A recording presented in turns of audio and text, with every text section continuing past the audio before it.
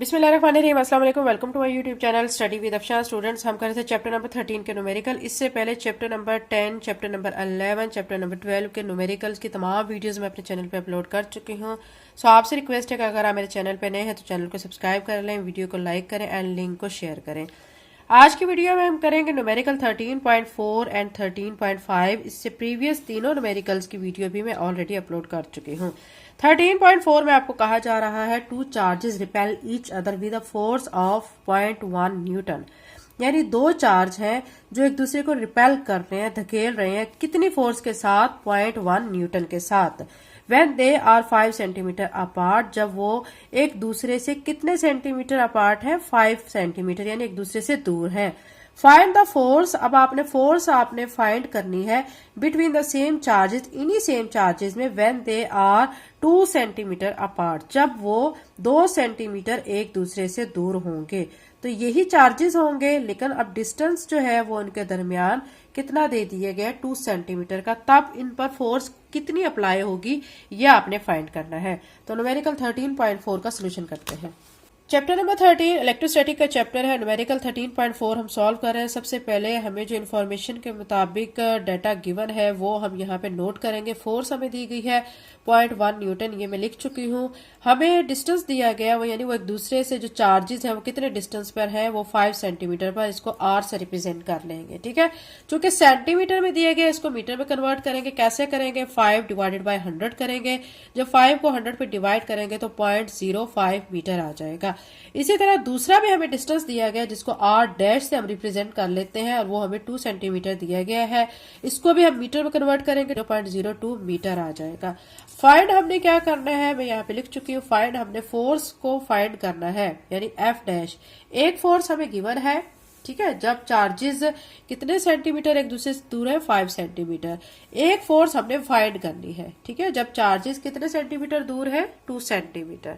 तो अब ये फाइंड में हमने लिख लेना है एफ डैश, ये हमने फाइंड करना है। इसका सोल्यूशन करते हैं। सोल्यूशन में आप क्या करेंगे? फार्मूला अप्लाई करेंगे। फार्मूला आपके पास कौन सा होता है? फोर्स के लिए आप देख सकते हैं एफ इज इक्वल टू आपके पास होता है के Q1 Q2 divided by are square. ये आपके पास फार्मूला होता है।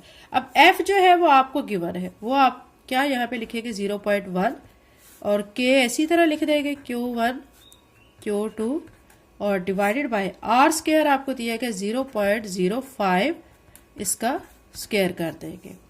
ये डिवाइड हो रहा है, दूसरी तरफ लेके जाएंगे, मल्टीप्लाई हो जाएगा। 0.1 मल्टीप्लाई बाय 0.05 इसका स्क्वायर, ठीक है, और यहाँ पे लिख देंगे के Q1 Q2।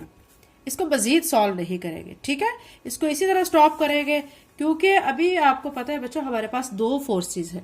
एक फोर्स हमें गिवन है, दूसरी फोर्स को हमने फाइंड करना है। तो ये तो वो फोर्स की हमने बात कर ली जो गिवन थी, ठीक है। अब दूसरी फोर्स हमारे पास जो है, जो जिसको हमने फाइंड करना है, उसको एफ डैश से रिप्रेजेंट करेंगे।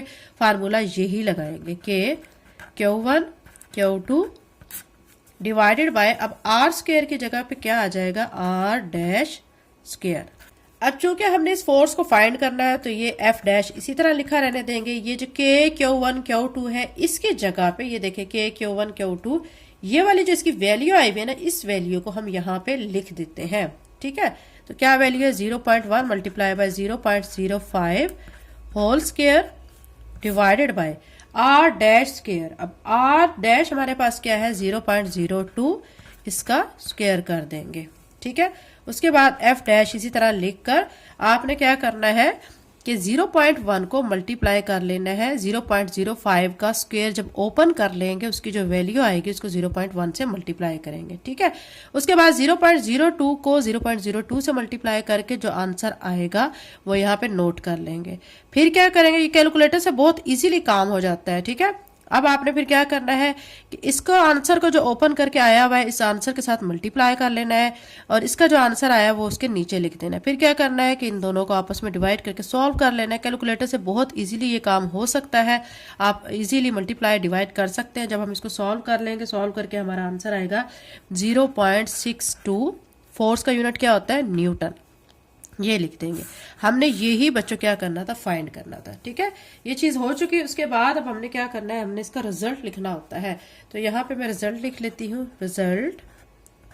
रिजल्ट में हम लिखेंगे, ठीक है, जो हमें कहा गया है कि बताएं कि फोर्स कौन सी होगी जब चार्जेस 2 सेंटीमीटर अपार्ट होंगे। तो यहां पे लिखेंगे the force between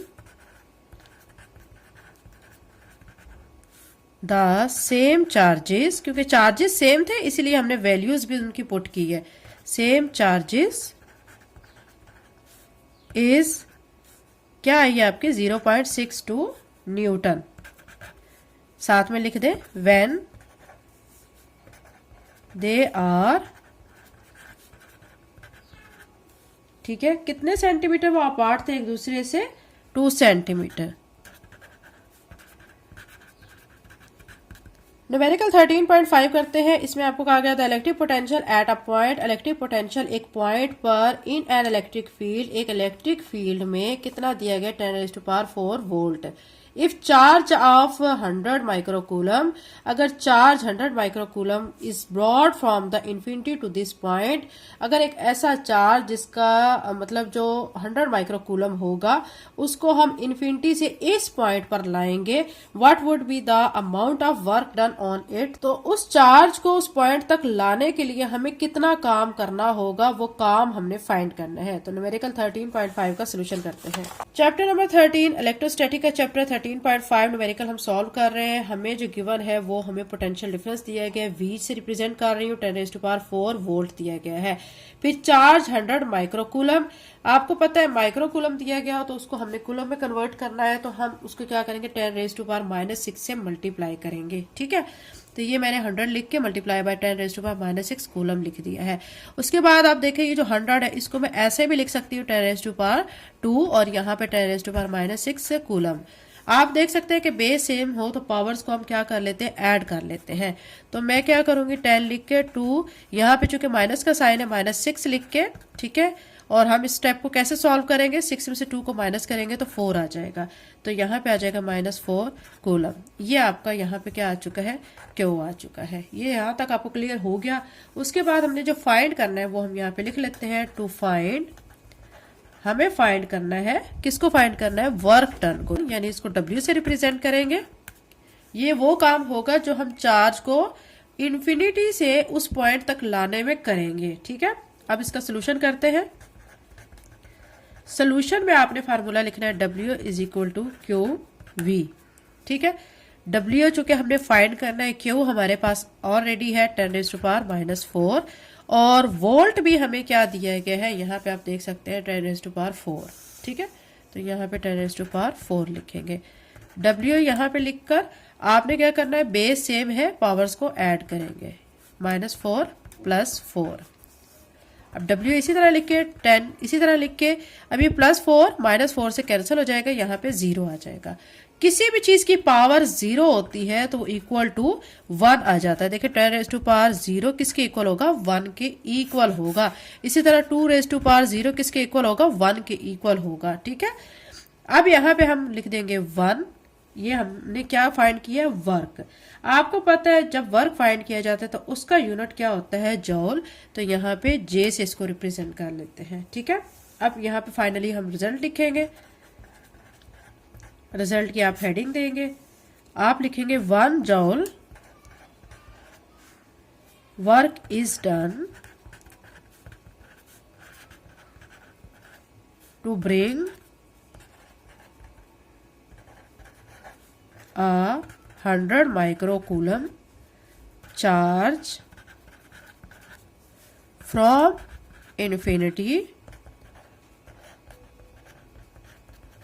two this point, यानी इस पॉइंट तक लाने के लिए हमें 1 जॉल वर्क क्या करना होगा, डन करना होगा। तो ये बच्चों न्यूमेरिकल 13.5 था। अगर आप चैनल पे नए हैं तो चैनल को सब्सक्राइब लाजमी कर लें एंड लिंक को शेयर करें। Thank you and Allah Hafiz.